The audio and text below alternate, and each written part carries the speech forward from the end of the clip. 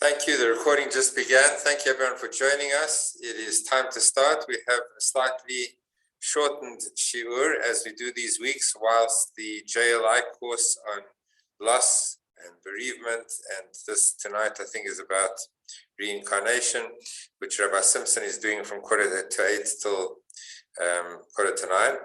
So being that he's starting at 7:45, we're going to finish by then. We have half an hour. Let's try and get through the summary of this week's portion and then see how many messages we can derive from it. Thank you all for joining. This Shabbat we talk about a very strange mitzvah. It's called a Chukat HaTorah, one of the statutes of the Torah. It relates to an individual or an object which had come into contact with a human corpse.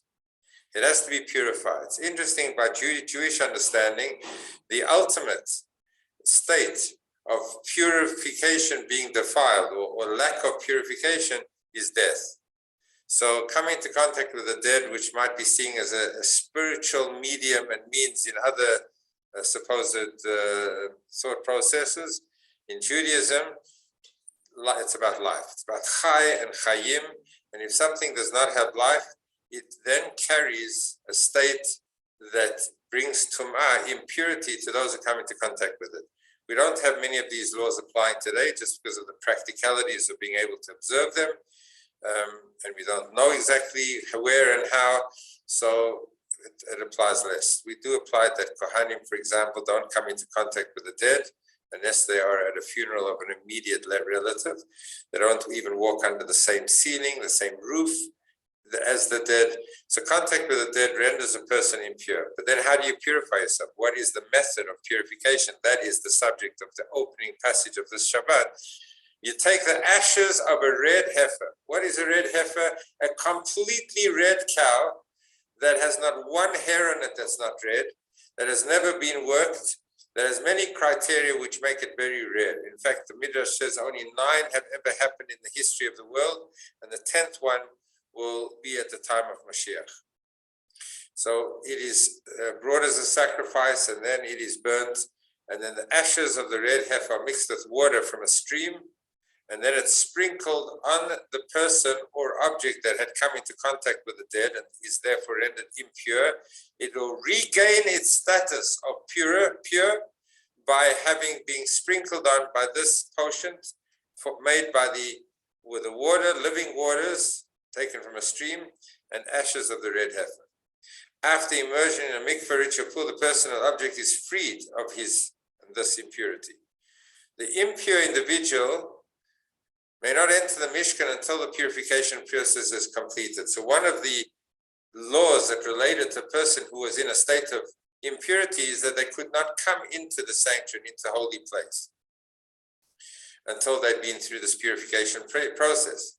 We'll soon learn that the person who administered it, the Kohen, strangely became impure himself for the day by virtue of this process that rendered the impure person pure. So very strange. We'll come back to it. Next subject is that Miriam passes away in this week's Parsha. It's in the 40th year of the Israelites' sojourn from the desert. So it's the year just prior to going into the Promised Land. As a result of her passing, the miracle that came by virtue of Miriam, which was that there was a well of water that accompanied us throughout the desert, just like there was manna that fell from heaven and fed us and sustained us with food, there was miraculous water throughout the desert because of the status of Miriam and her greatness, that in her merit we had water. When she passed away, there was no water. That's why immediately after dealing with the passing of Miriam, the people complained bitterly about the lack of water. They thirsty in the desert. Hashem tells Moshe and Aaron, it's a very sad event. Hashem tells Moshe and Aaron to take a stick and to gather the people in front of a certain rock. They should speak to the rock and it will give forth water. Remember the previous time that Hashem told Moshe to take his stick and to bring water to the Jewish people, he told Moshe to hit the rock. But this time he said, speak to the rock.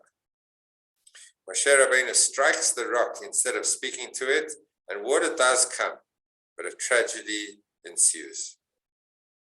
Hashem tells Moshe and Aaron that they will not lead the Jewish people into Israel.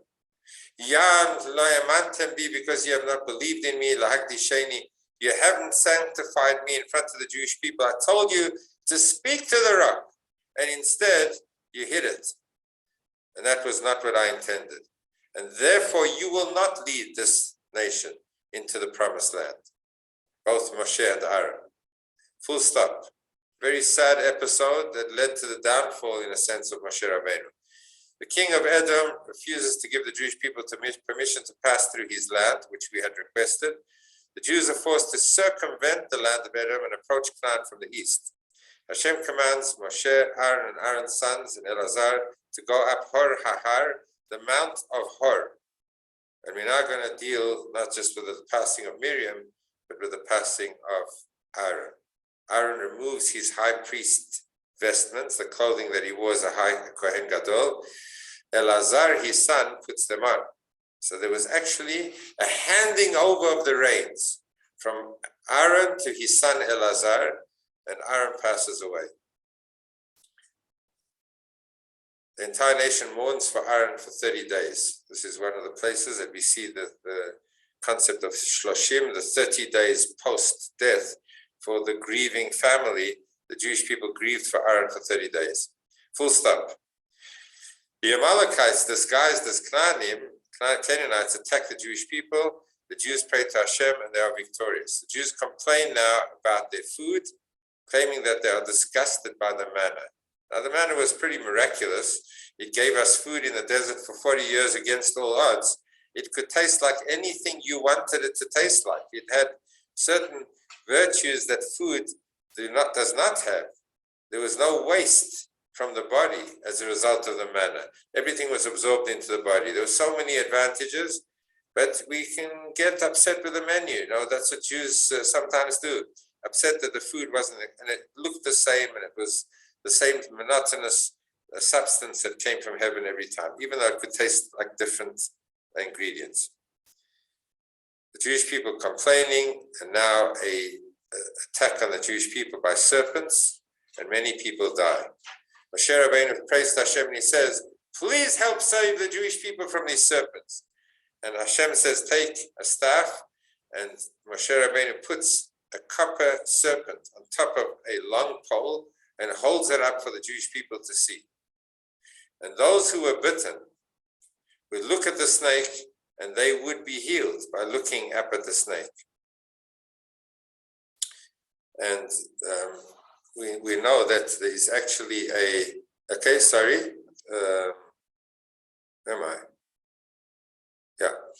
the cliffs rose from both sides of the Arnon Valley, and the Emirates attempts to ambush the Jewish people. Miraculously, the mountains moved towards each other, crushing them. So we had miracles taking place as well. They sing a song of praise for the well which sustained the Jews throughout their desert stay.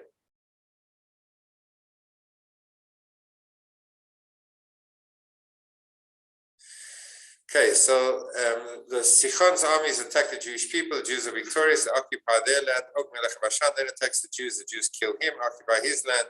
Am Yisrael reached the Jordan River just across the city of Yericho in the land of Israel. They're coming now through Jericho. That's going to be the duty and responsibility of Joshua. The story of the serpents is interesting, is because we know that the medic alert symbol today is a pole with a snake, and it's a snake image wrapped around the pole. You've seen it. It's the medic alert bracelets that people wear sometimes to carry the message of what they're allergic to, should, God forbid, something happen to them. Has that same medic alert image of a snake wrapped around a pole. Where does that come from? This week's portion. Because when they looked at this snake, copper snake, they were healed from the serpents, and the Jewish people were healed. And we hope this time, we'll come back to it, that it wasn't obviously looking at the serpent, but as the Mishnah says, when they looked up, when we raised our eyes, when we look higher, then we have healing. When we look down and we are physically bound, we're not looking for a spiritual elevation, then unfortunately things happen. When we raise our sights and look for things that are higher, that was the intention. That is how the Mishnah explains the Jewish people looked up at this pole, the copper serpent. It was the fact that they were looking up that made all the difference. So the first paragraph of this week's portion talks about this very strange rule. It's called a chok, and we'll talk about the different categories of mitzvahs. A very strange rule that you would bring a red heifer and its ashes would be sprinkled, and a person would be transformed from their state of impurity, having come into contact with the dead, and now they would become purified. The way that it introduces it is Zot Chukat5782. The name of this week's portion is Chukat. This is the chok of the Torah. This is the ultimate expression of a chok. Now, what is a chok? So we know that in Judaism, we've discussed this before, there are three categories of commandments. There are those commandments which we would have understood to enact and to ensure was written into our constitutions, even if there was not an understanding of that which is godly. For example, you have laws like do not steal and do not murder. They are so understood by human beings as to why they are necessary and what they do for society, that even if God did not tell us in the Torah not to steal, human beings have written those laws into their constitutions, whether they were religious or not. Because even if it was not by virtue of a motivation of God, they are so clearly understood that you have to honor parents, that you have to take care of the poor, that you, all the things that are logical. There's that category of mitzvah. They are called mishpatim. They are called laws that human beings would have understood to enact, even if God did not instruct them. Then you have a middle category, which are laws that we would not have thought of on our own, but once they were introduced to us by Hashem in the Torah, we can understand the logic behind it. For example, the law that you have to eat matzah on Pesach and tell the story of the Seder on the Seder night. Now, no human being would necessarily have thought it important to eat matzah on the night of Pesach or to tell the story. It's not something that came to mind, obviously, let's eat matzah. God said eat matzah. But once Hashem gave us the mitzvah, we can understand the rationale.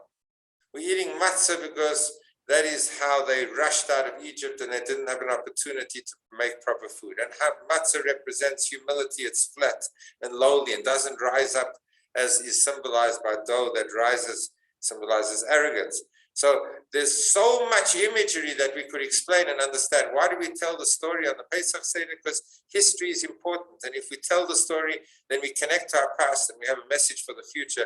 We could, although we might not have thought of enacting that law, we can understand it. That's the middle category. The third category are laws that we would never have thought of to enact. And now that God has enacted them, we have not the foggiest. We don't understand one iota of these laws. They defy the human mind. They transcend the human mind. They are absolutely illogical. How illogical? You take a red cow and you burn it and the ashes mixed with water and you sprinkle it with a hyssop that's dipped into the water. And remember, we're learning this in Gemara as well, John, about the hyssop. This is the story. And then you put its errors and they're all key ingredients.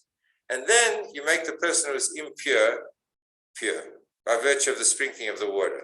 And the person who administered, the Kohen who did this, he was previously pure, he became impure, by virtue of the same method that made the impure person pure.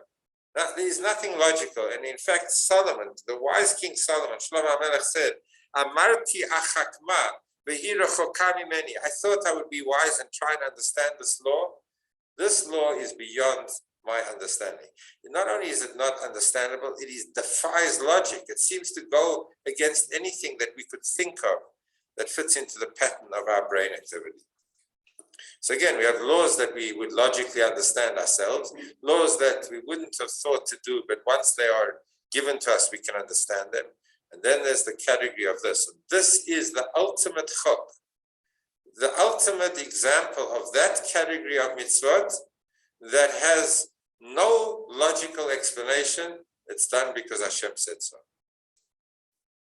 Comes Reb Shnei Zalman of Liadi, the author of the Tanya, and he says, not only is this the chok, the example of the ultimate example of the mitzvah that defies human logic, not only is this the mitzvah that defies logic, and this is the ultimate expression of that category of laws that we described before.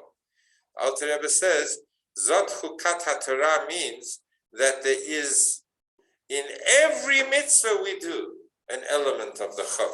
This is the chok of the whole Torah, meaning that every mitzvah, whether it comes from the other two categories or not, is also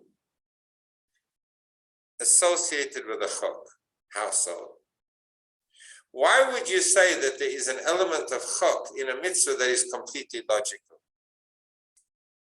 So we've mentioned, I think, described this before, that in Ethics of Our Fathers, it says that if the Torah had not been given, we could have learned many of God's messages from nature itself. And the Gemara, the Talmud actually gives examples. If the Torah had not been given, or the Meidim, we would have learned Gezel, the concept of not stealing from somebody else, Minamolim, from ants. We could have observed ants. You watch ants that are taking ingredients into their nest. They're taking crumbs.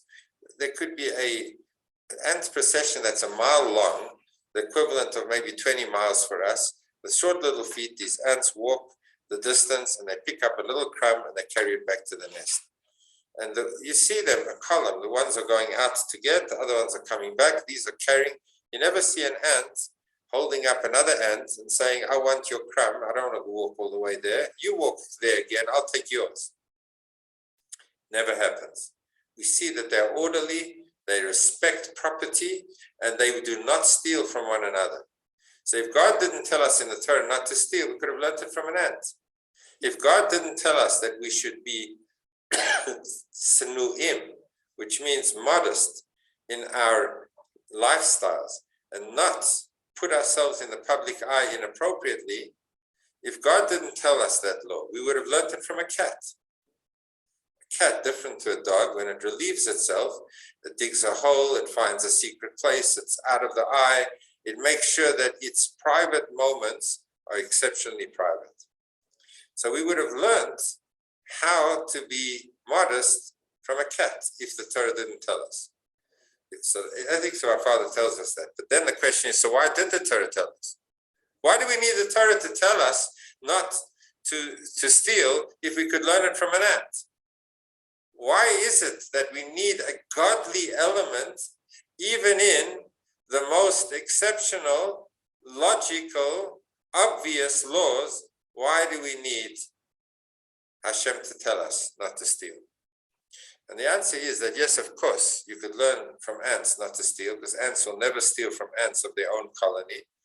But if you were to watch an ant colony at war with another ant colony, you will see that they will plunder, they will rape, they will pillage, they will take. There is no respect of property whatsoever when it comes to another nest, another colony. Their own colony, they're very, very respectful of property. When it comes to another colony, they'll take whatever they want. A cat is a very modest, quiet, purry, gentle creature to us when we look at cats.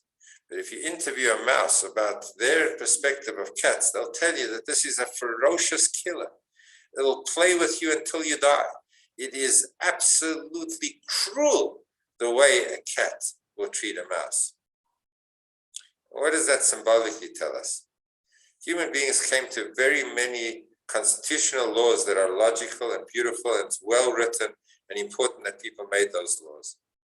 But because they are human made, they will always be determined by human bias, by human subjectivity. You could have one generation that says that abortion is allowed, and then another generation later, there's a whole reversal of the abortion laws in America. And it relates to who are the judges in power, and how they view life. And is it important that women have a right to choose, or is it important to preserve life? And these two things come into contrast. And suddenly, although people said you may never murder and you can never kill, in this circumstance, it seems logical that you could kill an unborn child because you're defending the rights to choose of a girl, of a woman. That becomes an issue that is debatable. When human beings make rules, human beings can reverse rules. They can change it and can stretch it. And sometimes, as happened in Nazi Germany, the ultimate example of it, you have a society that is based on rules, on structure, on Höflichkeit, politeness, as was the German supposed way. And they could murder 6 million Jews and so many million people because they wrote into their understanding that in this circumstance, the Jew was a threat to society, and therefore exterminating the Jews was like a wonderful gift to society, to rid them of this terrible plague called the Jewish people. Human beings can write laws, and then human beings can reverse laws, and then can redefine the laws. It works in an ant colony of my own, but in another ant colony, I have different rules. So the Alter Rebbe says, Zot Chukat HaTorah doesn't mean only this is the ultimate example of the category of mitzvahs that is a chok, an irrational, transcending understanding mitzvah. No, more than that. Zot Chukat HaTorah. We need to have an element of this chok in every element of the Torah. Even in the mitzvahs we do understand. Like honor your parents and do not steal and do not murder, such obvious mitzvahs, do it ultimately. Why? Because God said so. Because if you are the author of what is important in human behavior, you will redefine it when it makes sense to you. And when your bias is touched by your own subjective considerations, you will reverse what you said was so obvious and you'll describe it differently. So make sure, we're saying in this week's parasha, Zot Chukat HaTorah, the whole Torah is governed by the law of the red heifer in some way or another. Not only the category of the chukim, of the irrational, transcendent of human understanding laws, because even the laws that we do understand have to ultimately be done because God said so. If we're doing it because we are humble and submit ourselves to the decisions of Hashem, we'll never have a Holocaust. So that's telling us how we have to use our minds. And we said beyond the human mind, this week's share, for sure we have to use our minds. We have to learn the Torah, and we have to make sure that we engage with Torah and become knowledgeable people and become inspired people. There's so much to learn. But there's also a surrender with humility of one's own mind to a system, to a requirement, to a law that is godly.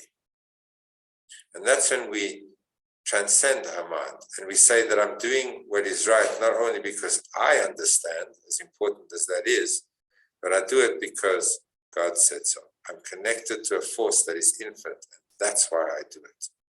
So I honor my parents not only when it's easy and when my parent is being such a warm, encouraging force in my life and I'm feeling it, but when my parent is in conflict with me and nagging me and upsetting me and impeding and getting in my lifestyle and getting in my way and frustrating me, and honor your parents. Why?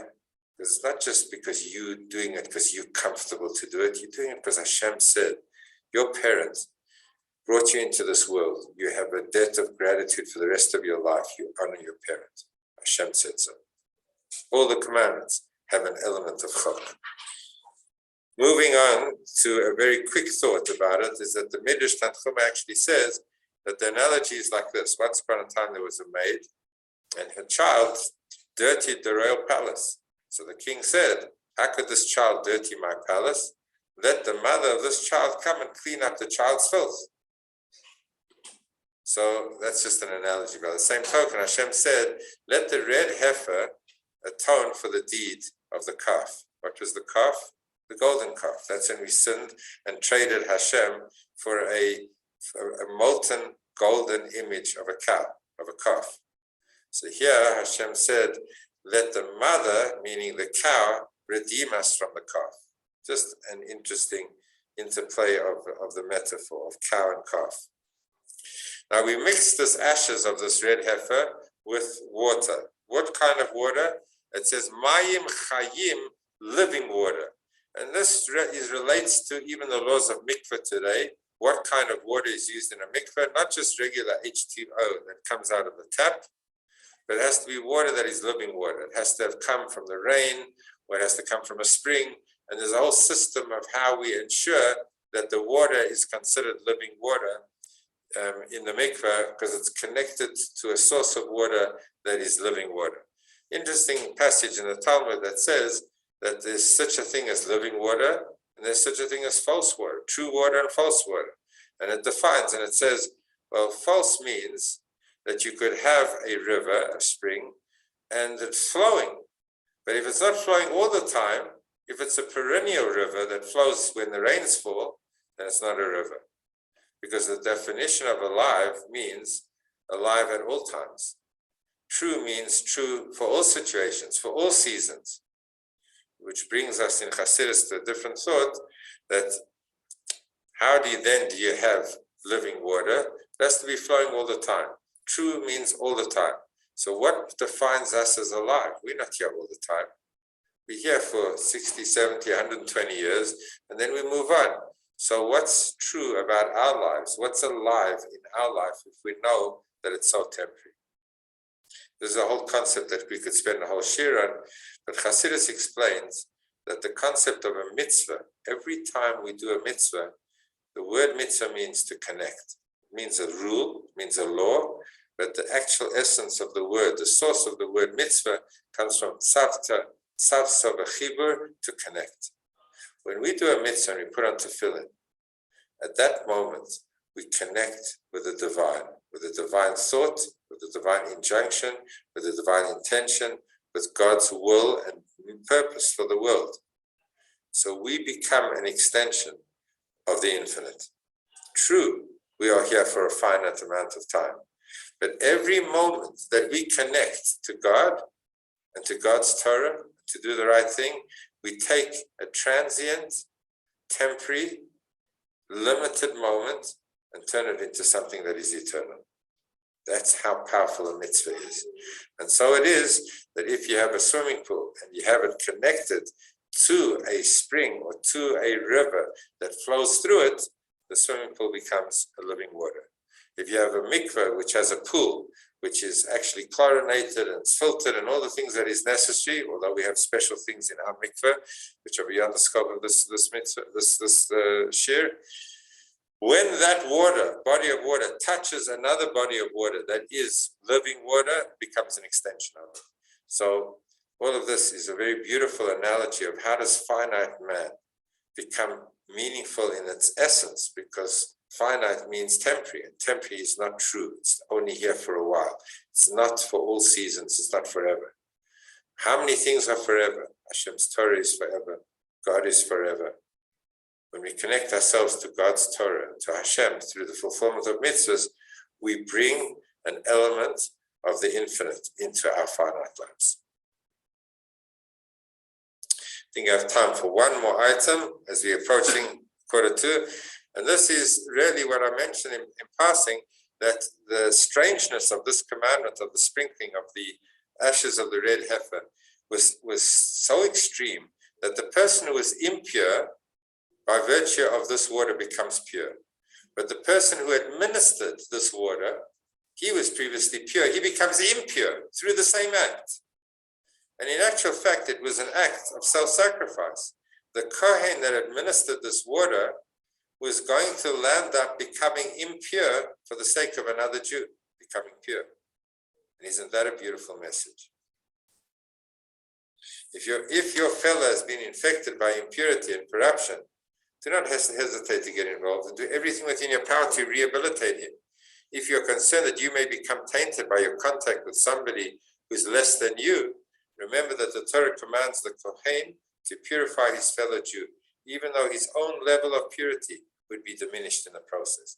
It just tells us how we have to think of caring for one another, even sometimes at the risk of loss and diminishing our own physical wealth, even spiritual risk. We do it for another year.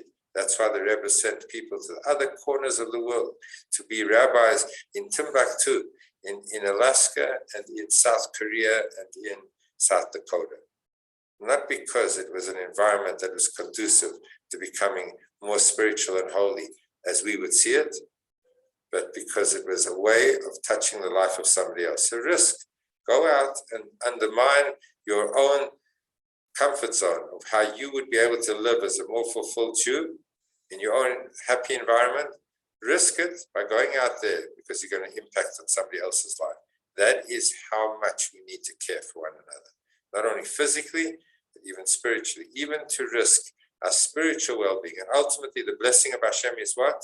That if we care for one another, Hashem allows us to impact on them, and we ultimately become the best part, the best version of ourselves by the act of giving and sacrifice for somebody else.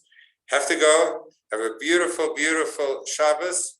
Sorry that we have to end early, but we're starting with JLI. There are a lot of people waiting outside the room here to come in. Have a beautiful Shabbos. Thank you for joining. God bless. Laila Tov, thank you so much.